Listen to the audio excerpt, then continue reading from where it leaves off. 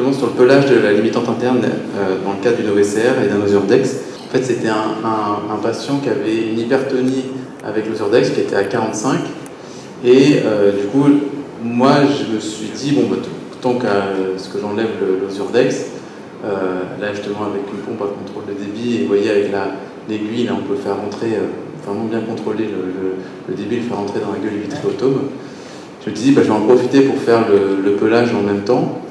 Et alors déjà, première remarque, c'est que dans ce cas-là, en tout cas, où il y avait beaucoup d'injections, vous voyez là quand je fais cette ablation, on voit que la rétine elle est bien avec, quoi. C'est-à-dire qu'elle est vraiment très très adhérente. Et il y a des fois c'est encore plus adhérent que ça. On a vraiment l'impression qu'on limite on crée un décollement de rétine quand on fait cette ablation.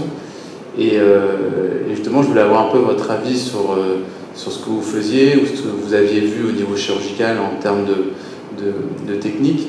Et je pense que là, du coup, on a eu la réponse de Pierre-Olivier. C'est vrai que peut-être qu'il faut temporiser. J'aurais peut-être dû juste enlever l'Ozurdex et proposer de faire une chirurgie dans les mois. C'est vrai que ça peut être une option. Je ne sais pas s'il y a d'autres. Je reviens. En fait, pourquoi l'Ozurdex c'est pas non, mais là, en fait, c'est pas vous qui l'avez injecté, l'Ozurdex. Je l'ai vu avec l'hypertonie, en fait. Ouais, je ne sais pas si au niveau technique, vous aviez eu déjà un peu dans l'assemblée, là, s'il y a des gens qui avaient eu. Moi, je vais te redire ce que j'ai un petit peu dit, mais la chirurgie de la membrane épirétinienne, c'est du one shot. Quand tu l'as fait, tu ne peux pas le refaire. Donc, si tu dois le faire dans les meilleures conditions, tu l'as dit toi-même, équilibrer tout le background. Et si tu es sous il y a plein de corticoïdes dans l'œil et que tout est bloqué, ce que je veux en faisant sur ta limitante interne, c'est entraîner un traumatisme pour qu'il y ait du GFAP partout. Tu n'auras pas du GFAP partout parce que tu as tout bloqué avec le Zurdex. Donc en fait, ton pelage, il ne marchera pas bien. Ah, c'est une bonne remarque.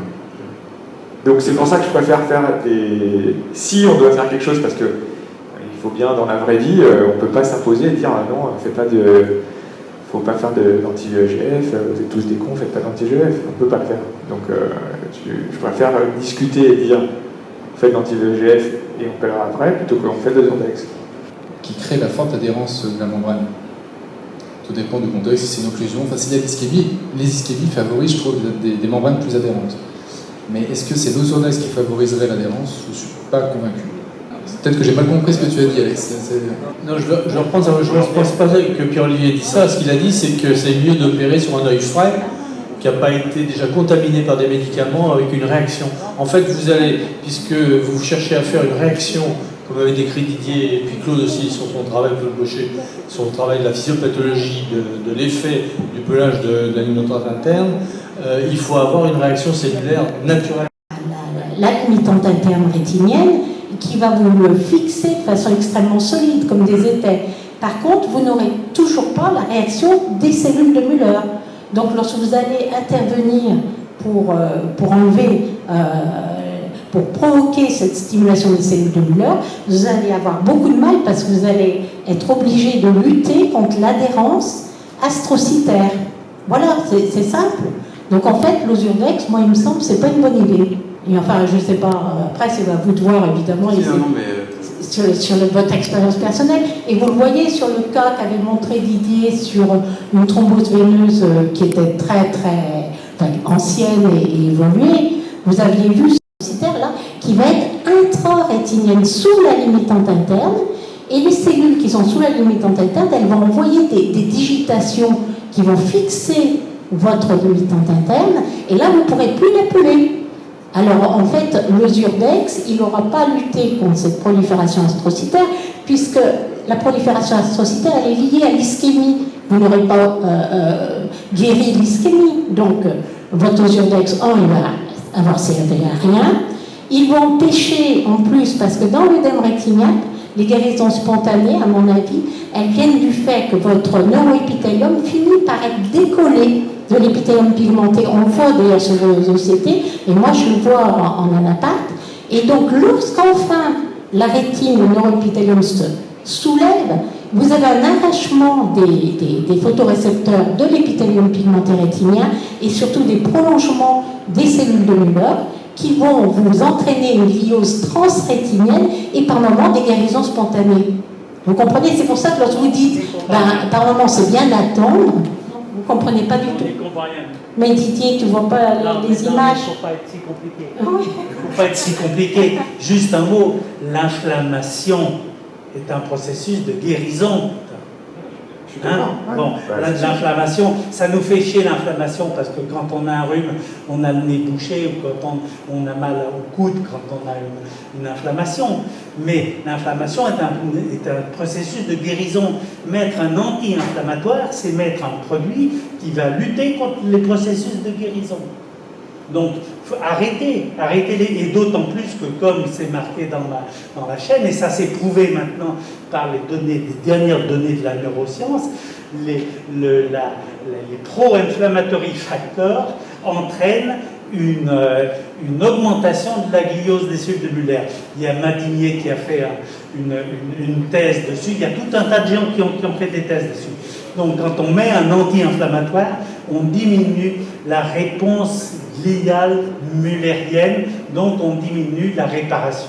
Ouais, ça, je suis super d'accord. Et à ton avis, c'est combien de temps de watch out? Et qu'est-ce qui c'est les moyennes de l'action. Les Ozurdex, on le sait, c'est 4 mois. 4 mois, ouais, moi c'est pour ça que je me dis 4 mois. Ça fait bien. Parce que dans les Ozurdex, on fait répétitif, avec l'histoire de l'éduvière, globalement, on est à 4 mois à peu près d'efficacité moyenne.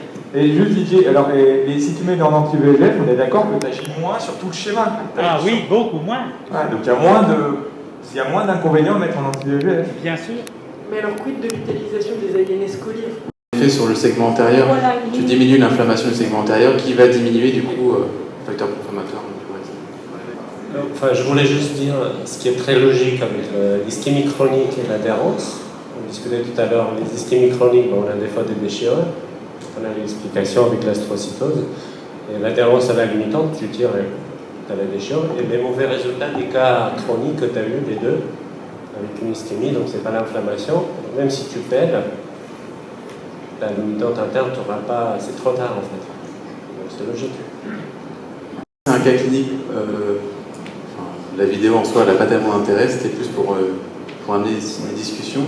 C'est le pelage de la limitante interne sur une rétine décollée. Souvent, c'est sur un trou maculaire. Finalement, c'est vrai que j'ai, à part dans cette indication-là, ou quand il y a vraiment une grosse membrane qui est assez facile à peler, c'est vrai que j'aime pas enlever la limitante sur la rétine décollée. Alors, c'est vrai que moi, je travaille en deux voies, donc avec la lampe à fente. Et du coup, ce qui se passe, et du coup, en fait, c'est quand je fais justement l'ablation, en fait, la préhension de la limitante va faire que je perds mon plan focal. Et le fait de perdre le plan focal, on devient fou, quoi. C'est-à-dire que dès qu'on a la limitante qu'on veut tirer dessus, la rétine vient avec. Du coup, on perd la focalité, on voit flou. Et donc, du coup, non, je le fais plus, mais avant je mettais une bulle de décaline. En fait, je pense que c'est pas une bonne idée. Donc, je la prends souvent près de la papille, parce que c'est là où la rétine est finalement il y a un plan fixe avec l'adhésion papillaire. Et peut-être qu'en y réfléchissant, je me dis que c'est un des rares cas où il faudrait peut-être me mettre en 3 voies pour avoir une main en fait qui fasse contre-pression pour éviter que la rétine vienne au moment où on pèle la rétine. Et donc voilà, c'était pour voir un petit peu avec vous si vous aviez des trucs et astuces. Je pense que c'est un des rares cas où le 3 voies est avantagé par rapport aux 2 voies. Moi, c'est un des rares cas où je mets de la décaline. Pourquoi tu dis j'ai arrêté d'en mettre? C'est un des rares cas où je le fais. Et moi, je fais du 3 voies, je ne vois pas avec quoi tu vas faire contre-pression. Une back flush, par exemple, je prends une tu vas faire un trou, back flush, ça me permet d'éviter. Tu vas faire un trou dans la rétine. Tu l'as bien dit, la 3e voie, elle va te servir à mettre ta main pour repousser la rétine. Alors, ta main, c'est moi. Ah ouais, pardon. Ta main, c'est 23, 25 gauche, 27 gauche. 23. Non, mais on n'a pas d'instrument qui... Il faut pas toucher la rétine avec un autre instrument, à mon sens. En revanche, pourquoi tu l'as dit? C'est dommage qu'il n'y ait pas le docteur Albinet, parce qu'il pelait systématiquement sur ces décollements de rétine pour éviter justement les œdèmes et les membranes secondaires au décollement. Et il a des très belles images là-dessus. Je crois que Fred, on l'a fait tous les deux quasiment 1 an, de peler systématiquement, il me semble. Moi, j'ai arrêté de le faire parce que je trouve ça... j'ai eu plus de problèmes que de solutions, à mon avis. Et pourquoi tu ne veux pas utiliser l'hyperfluorocarbone? Pourquoi tu as dit que tu ne le faisais pas? Mais je trouve que c'est pas. C'est différent. Ouais, je trouve qu'il y a des. Enfin, toi, sur un formium, je trouve que c'est les cas les plus difficiles. Finalement, le fait de mettre la décaline, je trouve qu'on voit moins bien. T'as peur d'en oublier, quoi. Non, mais je veux dire. Non, tu vois moins bien la limitante. Oui. Ouais, et puis je trouve que la décaline, elle te plaque ton volet, donc à chaque fois que tu vas rattraper ton volet, tu risques de toucher la rétine un nombre de fois un peu plus important. Sans décaline, il flotte, c'est plus facile à attraper. Je sais pas, moi j'ai pu aller sur des décollements rétine quasiment systématiquement 1 an. Et j'ai arrêté pour ces raisons techniques. Les problèmes que j'ai eus, c'est que quand j'utilisais pas de décaline, je me suis dit ouais c'est facile, là j'ai pas envie de mettre de la décaline, ça me saoule, il faudra que j'enlève. Et c'est comme ça que j'ai des petites déchirures paravasculaires parce que j'avais pas mis de décaline et finalement je mettais de la décaline. Et pelé sous décaline, c'est assez facile une fois que tu as pris le coup. Tu mets bien du bleu avant, tu mets du bleu. Tu mets même ta décaline, ça peut pousser ton bleu pour bien sur un décollement rétine, ça peut même te colorer très loin, et puis ensuite tu enlèves ton bleu et tu pelles. Je trouve que c'est pas si compliqué que ça s'apprend quoi. Okay. L'idéal, je pense, c'est d'amorcer avant la décaline, pour avoir un petit volet, et mettre la décaline après pour éviter le touch. C'est un autre ressenti, mais en fait ça se fait très bien sous décaline. Tu peux aller même jusqu'au pelé de la PVA en périphérique. Ouais. Sous décaline. Sous décaline. D'accord. Le volet qui fait une sorte de crêpe, donc c'est compliqué à chaque fois. Voilà. Soit effectivement tu vas amorcer avec un plan concave, et après si tu veux élargir bien, tu mets avec un point marin, un mini-quad, ce que tu veux, tu peux dézoomer. Une fois que tu as ton volet, ton plan focal, une fois que tu as amorcé ton volet, après tu peux élargir, même si tu as PVR ou autre chose, tu mets avec un verset, c'est simple. Si tu veux pas mettre la déca.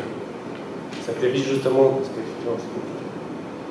Et avec la déca, si tu as un trou mag, moi je ne mets pas jamais sur un trou mag, parce que je n'ai pas envie qu'il rentre, le bleu et tout ça, c'est compliqué. Mais ça se fait. Vous t'as jamais eu de décaline sous la rétine, quand tu mets la décaline sur un trou maculaire? Sur un trou mag, je ne le fais pas. Non. Moi je ne m'amuserais pas à le faire. Faut rester, faut garder une seule bulle. Faut pas mais faut pas me méprendre, j'aime pas la décaline, j'en mets très peu, mais dans ce cas-là j'en mets. Ok.